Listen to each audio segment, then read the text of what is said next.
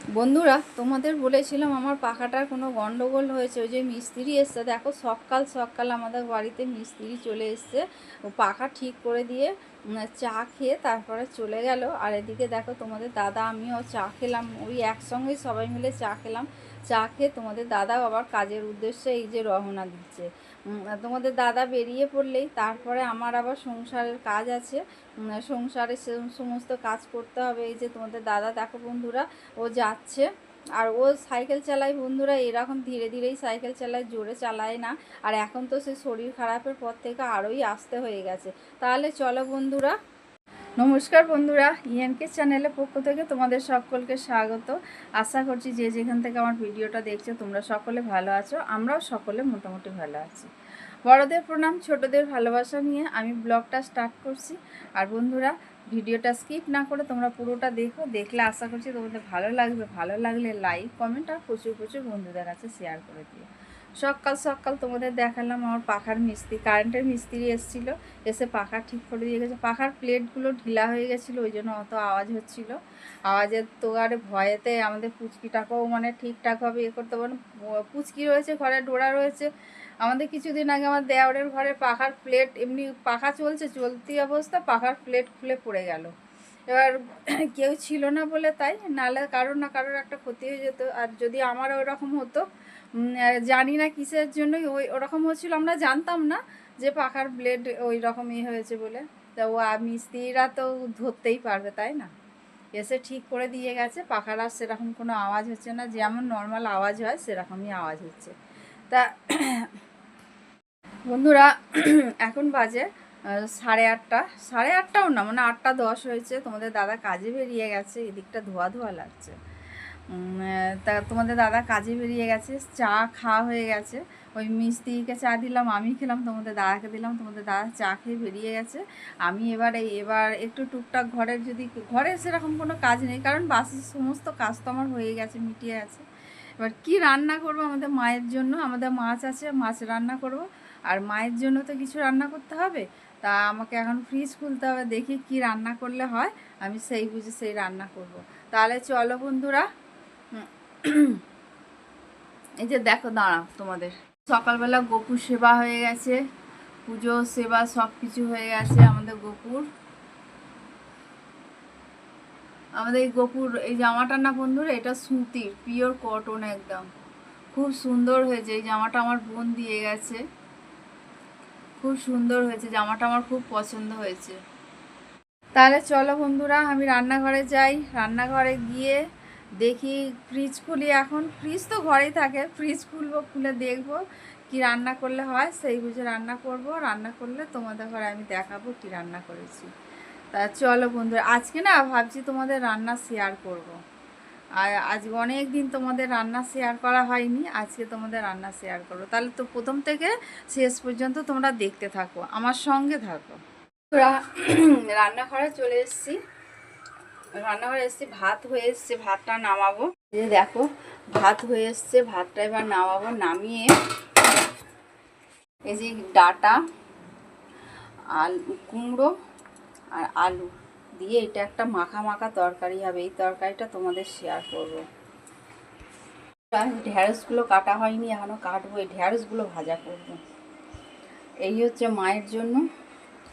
আর আমাদের হবে মাছের ঝাল করব আজকে। আর মাছের ঝোল বানাবো না, মাছের ঝাল করব। তোমাদের মাছের ঝালটাও আমি শেয়ার করব। তাহলে চলো বন্ধুরা, আমি আগে ভাতটা উপর করে নিই। ভাতটা উপর করে নিয়ে তারপরে আমি তোমাদের কাছে আবার আসছি। কড়া বসিয়ে দিয়েছি, কড়া গরম হয়ে গেছে। কড়া গরম হয়ে যেতেই তারপরে দিয়ে দিলাম তেল। তেল দিয়ে দেখো বন্ধুরা, আমি কালো জিরে আর কাঁচা লঙ্কা আমি ফোড়ন দেবো। কালো জিরে কাঁচা লঙ্কা, এই যে কালো জিরে দিয়ে দিলাম তেলের মধ্যে, গরম হয়ে যেতেই তারপরে দিয়ে দিলাম 2টো কাঁচা লঙ্কা। দিয়েই দেখো বন্ধুরা, ডাটা আলু কুমড়ো একসঙ্গে দিয়ে দিলাম। এবার আমাকে ওইটা নাড়াচাড়া করে ঢাকা দিয়ে, আমাকে ঢাকা চাপা দিয়ে রান্না করতে হবে।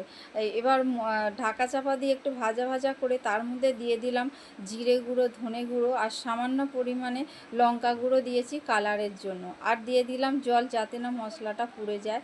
আর দিয়ে দিলাম অল্প সামান্য চিনি দিয়ে এবার মশলাটা ভালো করে কষাতে হবে। তারপরে দেখো মশলা কষানো হয়ে গেছে, জল দিয়ে দিলাম আমি। জল দিয়ে দিলাম, আমি করিনি এটা, আমি দিয়ে মেয়েটাকে গেছিলাম স্কুলে দিতে, ওই জন্য আমি আর করি না। আমি ওকে বললাম তুমি নেড়ে মশলাটা কষানো হয়ে গেলে জল দিয়ে দেবে বলে, ওই জন্য মশলা হয়ে গেছে দেখে ও আবার জল দিয়ে দিল। আমি এখন ভেন্ডিগুলো কেটে নিই, ভেন্ডি ভাজা হবে। মাছের এখনো বরফ কাটেনি।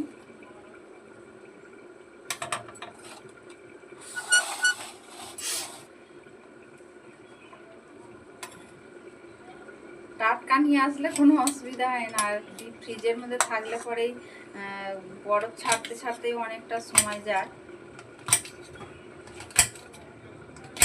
তাহলে বন্ধুরা আমি ঢেঁড়সগুলো কাটি, কেটে তারপরে আসবো আবার তোমাদের কাছে।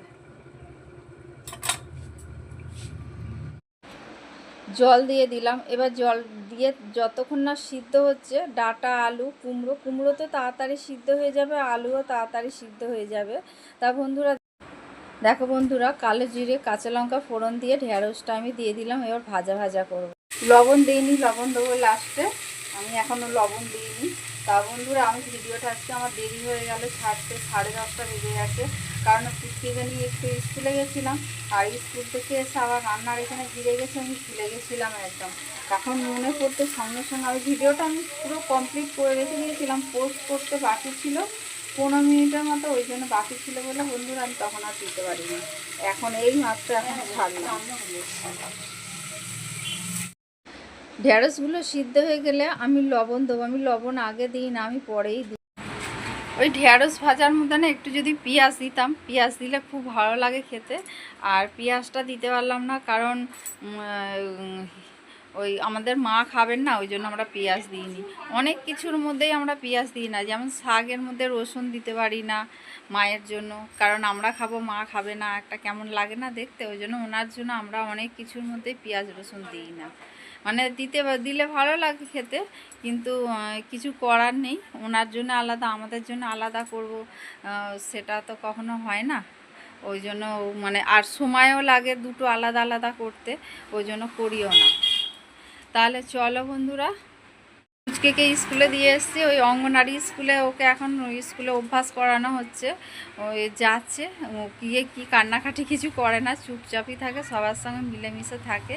আর আমাদের যে ম্যাডাম ওই মানে ওই স্কুলের, সেই স্কুলে ম্যাডাম খুবই ভালো, আমাদের আগে থেকেই আমাদের পরিচিত আছে, মানে আমাদের ঘরে খুবই করে। তা বন্ধুরা তাহলে চলো, আবার পুচকিকে আনতে যেতে হবে। আবারও আমি কড়া বসিয়ে দিয়েছি, কড়ার মধ্যে তেল দিয়ে দিয়েছি। আমি এবার মাছগুলো ভেজে নেবো এক এক করে। আগে মাছের মাথাটা ভেজে তুলে নিলাম, তারপরে দিয়ে দিলাম মাছগুলো ভাজা হয়ে গেছে। দেখো পাবদা মাছ 2 পিস ছিল, কালকে আমার জন্য তোমাদের দাদা নিয়ে এসেছিলো, ডোরার আর আমার জন্য। তা সেইগুলো আমারটা খাওয়া হয়নি, তা আজকে করলাম। তারপর দেখো বন্ধুরা, মাছগুলো ভেজে তুলে নিয়েছি। কালো জিরে ফোড়ন দিয়ে দিলাম আলুগুলো এবার ভাজা ভাজা করে নিয়ে তার মধ্যে মশলা দেবো, লঙ্কা গুঁড়ো, হলুদ গুঁড়ো, জিরে গুঁড়ো, ধনে গুঁড়ো, লবণ, মিষ্টি দিয়ে ভালো করে আমি মশলাটাকে কষাবো তেল ছাড়া পর্যন্ত। এবার তেল ছেড়ে আসলে বন্ধুরা আমি জল দিয়ে দেবো, এই যে জলও দিয়ে দিলাম। এবার মাছগুলো এবার দিয়ে দেবো বন্ধুরা। ঝোলটা শুকিয়ে আসলে পরেই আমি টমেটো সস দিলাম, আমার ঘরে টমেটো ছিল না, তোমাদের থাকলে। বন্ধুরা রান্না মোটামুটি কমপ্লিট হয়ে গেছে, আর বাকি রইল ডোরাটা বসিয়ে দিয়েছি। ডোরা আজকে ডিম খাবে, ডিম আর কুমড়ো দিয়ে দিয়েছি। আবার কালকে বাজারে গেলে কালকে তোমাদের দাদা আবার মাছ নিয়ে আসবে। তাহলে চলো, এই যে দেখলে তোমরা, দাঁড়াও দেখো। আর আমাদের ডোরা নিচের ঘরে পাখা চলছে, ও উপরে গেছে হাওয়া খেতে। কি হাওয়া না, রোদের হাওয়া খেতে গেছিল, তাই তো ডোরা? এই ডোরা এসে ঘুমিয়ে পড়েছে, থাকা যায় না, ও উপরে গেছে, ও আধ ঘন্টা উপরে ছিল, থেকে আর নিচে এসে হা হা করে চেঁচাচ্ছে। তাহলে চলো বন্ধুরা, দুপুরে ভাত নিয়ে চলে এসেছি। দেখো বন্ধুরা, তোমাদের দাদা আর আমি খেতে কোয়েল খাবে না, কারণ কোয়েল আজকে 12:30টার সময় ভাত খেয়েছে। ওই জন্য ও বললো আমি দুপুরে আর ভাত খাবো না, আমার যদি খিদে পায় আমি সন্ধেবেলা ভাত খাবো। তা বন্ধুরা ও সন্ধেবেলায় ভাত খেয়েছে পার্লার থেকে এসে, তারপরে ও খেয়ে বন্ধুরা এখন বাজে 11:10। আমি এখন আসলাম। আমি তো সারাদিন তোমাদের কাছে আমি আসতেই পারিনি, কারণ আমি ছিলাম না বাড়িতে। আমি সেই দুপুরবেলা খাওয়া দাওয়া করেছি, খাওয়া দাওয়া করে তারপরে 3টের সময় বেরিয়ে পড়েছিলাম। সেই তোমাদের বলেছিলাম এর আগের ব্লগে আমার মেজদার খুব অবস্থা খারাপ। সত্যি আজকে গেছিলাম দেখতে, কিন্তু আমাদের দেখতে দেয়নি। আমি দেখতে পাইনি, আমার সঙ্গে আমার বোন গেছিলো। আমার বোন আগে গেছে, আমার বোন গিয়ে দেখেছে, কিন্তু আমি যখন গেছি তখন আর আমাকে আর ঢুকতে দেয়নি।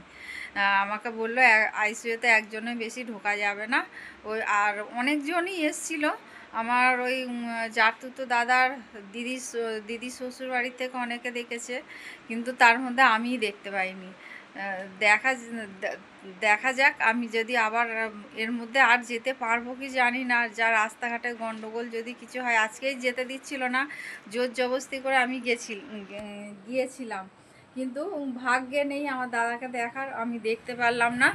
আর জানি না কতদূর কী হবে, বলতে পারছি না। তা দেখা যাক, ঠাকুরের যদি কৃপা থাকে তাহলে ওই জায়গার থেকে ফেরত আসবে, এই আর কি। ঠাকুর কৃপা করুক দাদাকে, এটাই বলতে চাই। আর কিছু আমার এর বেশি আর কিছু আমার ভাষা আসছে না বলার মতো। তা বন্ধুরা ভিডিওটা এখানেই শেষ করলাম। তোমাদের যদি ভালো লেগে থাকে তা আর হ্যাঁ, আর একটা কথা বন্ধুরা, আমি আজকের ভিডিওটা ছেড়েছি সকাল 10:30টায় ছেড়েছি, কারণ আমি আজকে ভুলে গেছিলাম। আমি ভিডিওটা ছাড়তে আমি ভুলে গেছিলাম। আমার পুরো সব কমপ্লিট হয়ে গেছিলো, কারণ আমার একটু সময় থাকতে আমি করে রেখে দিই পোস্ট করার আগে।